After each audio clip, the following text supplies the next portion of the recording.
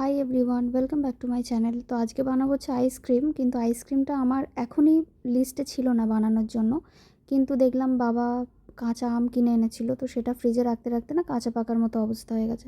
তাই ভাবলাম আইসক্রিম বানানো যাক, কারণ এই গরমে আইসক্রিম ছাড়া তো কোনো গতিই নেই। তো চলো দেখে নিই কীভাবে আমি আইসক্রিম বানাচ্ছি। প্রথমে আগে আমের খোসাটাকে ভালো করে ছাড়িয়ে আমটাকে স্লাইস করে কেটে নিতে হবে। তো আমি এখানে খোসাটা ছাড়িয়ে নিচ্ছি, তারপর আমি দেখাচ্ছি কিভাবে কাটছি। এখানে আমার খোসা ছাড়ানো রেডি হয়ে গেছে।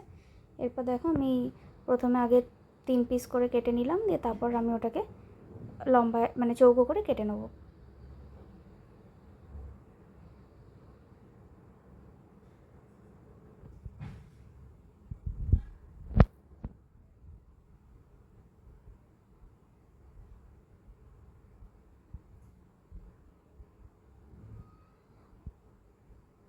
এখানে আমি এরমভাবে ফালি করে কেটে নিয়েছি।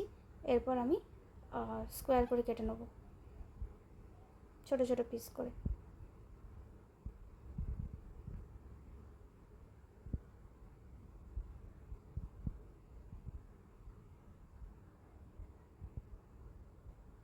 তো এখানে আমি এরমভাবে পিস করে কেটে নিয়েছি।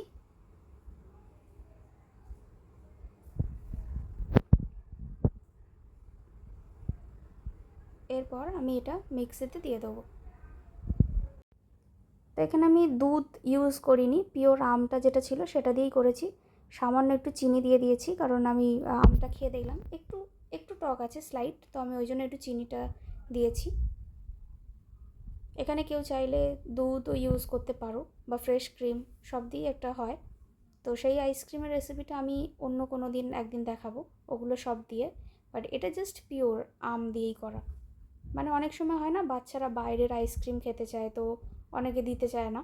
তো সেই জায়গায় তোমরা, বা কেউ ফল খায় না কোনো বাচ্চা বা কেউ, তো তোমরা এইভাবেও জিনিসটাকে করে ওদেরকে দিতে পারো, ভালো লাগবে, অসুবিধা নেই। তো আমি এখানে মিক্সিতে পুরো নিয়ে নিয়েছি আমটা, দিয়ে আমি এখানে চিনি দিয়ে নিয়েছি।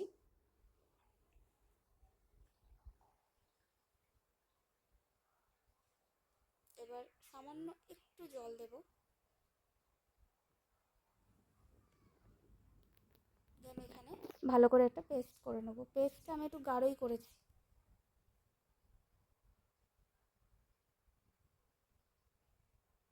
এখানে আমার পেস্ট রেডি হয়ে গেছে। আমি কি করেছি, চায়ের যে কাপ থাকে ছোট ছোট, আমি সেই কাপে ওই পেস্টটা ঢেলে নেব। এখানে দেখো বেশ থকথকে হয়েছে জিনিসটা।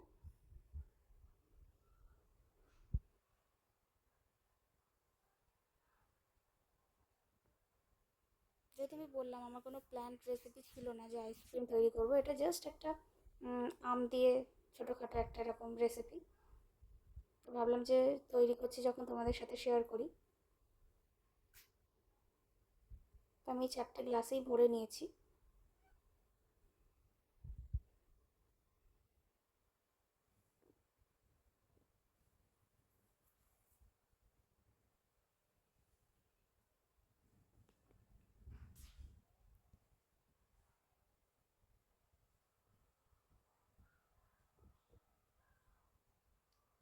আর এখানে যে চামচগুলো আমি ইউজ করেছি অ্যাজ আ আইসক্রিম স্টিক, ওগুলো বেসিক্যালি আইসক্রিমেরই চামচ। কি কোনো তোমরা যখন বাটি খাও আইসক্রিম, তো তখন দেখবে এরকম দেয়, বা দই দই খেলে সেই চামচগুলো দেয়। তো সেগুলো আমি ধুয়ে রেখে দিয়েছি, মানে এগুলো আমরা ইউজই করিনি। তো সেই চামচগুলো আমরা দিয়ে দিলাম। আর নয়তো আইসক্রিম স্টিকও পাওয়া যায়, তো তোমরা চাইলে সেগুলোও দিতে পারো, কিন্তু আইসক্রিম স্টিকটা এই তুলনায় একটু বড় হয়ে যাবে, যার কারণে আমি এরকম কাটি দিয়ে নিয়েছি।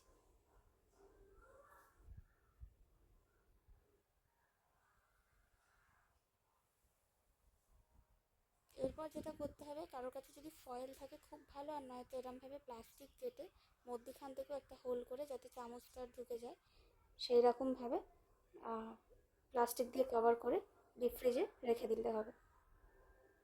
এবার তোমরা এটা ওভারনাইটও রাখতে পারো, কেউ যদি মনে করে 5-6 ঘন্টা পর বার করে নেবে, সেটা সেও করতে পারে, অসুবিধা নেই, জমে যাওয়া নিয়ে কথা।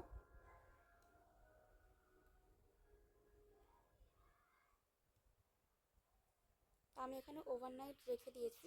ওভারনাইট পরে মানে পরের দিন আমি তোমাদেরকে দেখাচ্ছি যেটা কী কন্ডিশন হয়েছে। তো চলো ফ্রিজ থেকে এখন বার করে দেখি আইসক্রিমটা কতটা জমলো। তো এখানে আমি প্রথমে যে 4টে তৈরি করেছিলাম সেটা নিয়ে নিয়েছি। এরপর আমি করব আইসক্রিমের আনবক্সিং। আনবক্সিং মানে কি, এই জাস্ট ওটা সরিয়ে দিলাম প্যাকেটটা, এবার দিয়ে দেখো কি সুন্দর বেরিয়ে এলো। বাচ্চাদেরকে দাও, কোনো অসুবিধা নেই। তো এইভাবে আমি আইসক্রিম তৈরি করেছিলাম। আশা করি তোমাদেরও ভালো লাগবে। আমার ভিডিওটি যদি ভালো লাগে একটা লাইক শেয়ার সাবস্ক্রাইব করে দিও। Thanks for watching.